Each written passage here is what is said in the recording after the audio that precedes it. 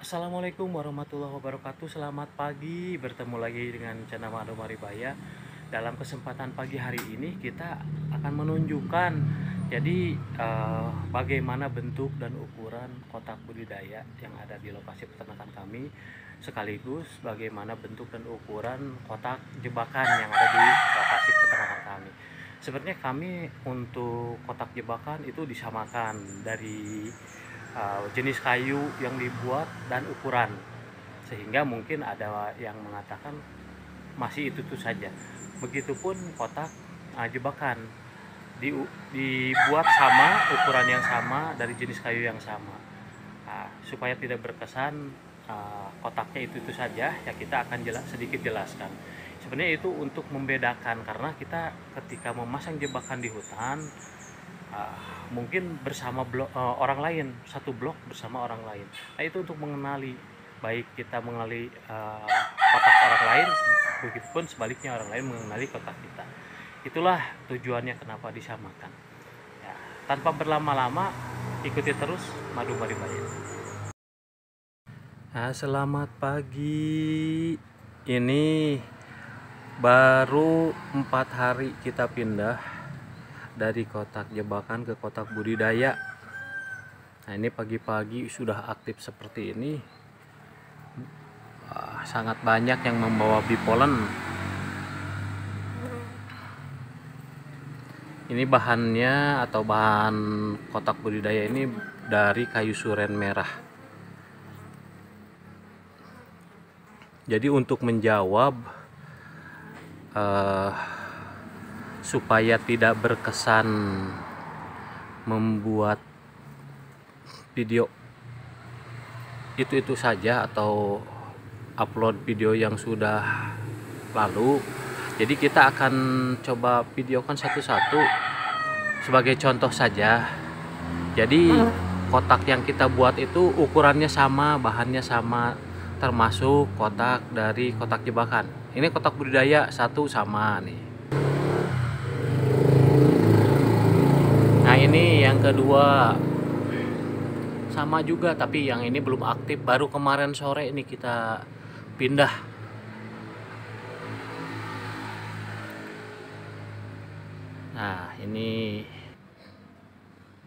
Nah ini sama juga, hanya bedanya ini dipindah udah 1 minggu yang lalu, dan ini lubangnya 1, kalau yang lain lubangnya 3. Tapi bahan dan bentuknya sama, ukurannya sama, ini dari suren merah. Jadi kenapa saat ini kita mulai memindahkan kotak jebakan ke kotak budidaya. Ya, yang pertama kita udah kehabisan stok kotak jebakan, jadi mau tidak mau harus segera dipindah ke kotak budidaya. Itu yang pertama. Terus yang kedua, ada kesan upload video yang sudah lalu katanya karena ada ucapan panen di bulan Februari, sedangkan video yang lalu pun sama ada kata-kata seperti itu. Memang benar, kita dimulai bulan Februari itu musim panen raya setiap tahunnya. Jadi mulai Februari kita panen pertama, kemudian Maret, April, Mei sampai dengan Juli. Nah, itu kita continue tiap bulan. Itu tempat kita panennya seperti itu.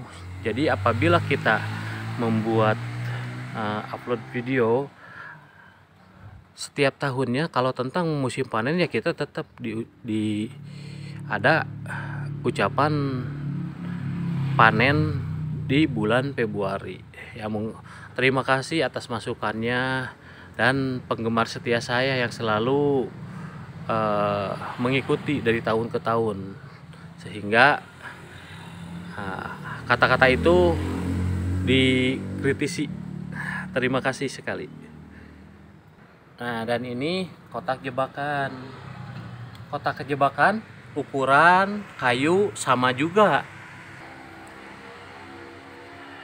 Nah, seperti ini kita disamakan.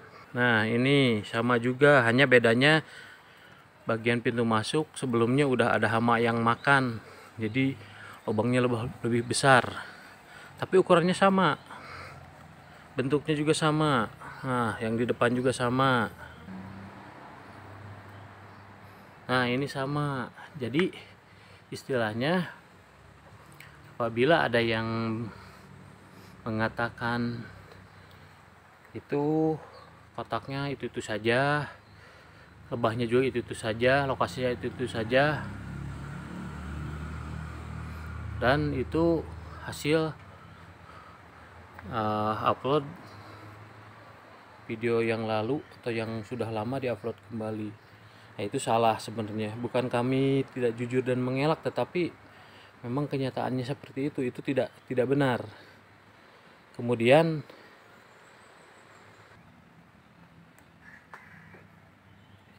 kita sampaikan jauh-jauh hari untuk musim panen, karena metode yang kita terapkan itu adalah proses panen dadakan. Jadi konsumen yang memerlukan madu yang datang ke lokasi kita ini dengan pola datang, memilih madu jenis apa yang dia harapkan, kemudian panen dadakan.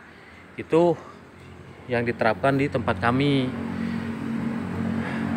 Dan satu hal lagi, mumpung ingat nih, jadi tata cara untuk menyimpan jebakan di hutan, umpamanya kita memilih satu lokasi, kemudian masang 10 dengan nomor 1 sampai dengan 10. Nah, nanti dari ke 10 itu nggak akan langsung 10 diisi, tetapi dengan koordinat lebah yang mereka pahami atau yang biasa dilakukan, maka nomor berapa yang akan dia pilih. Kemudian umpamanya nomor 789 umpamanya itu diisi. Nah, setelah diisi kita pindah ke lokasi budidaya, maka segeralah nomor yang 89 tadi harus disimpan kembali, yang 3 kotak tadi, karena setelah kita pindah maka akan ada koloni lain dengan koordinat yang sama yang ngisi.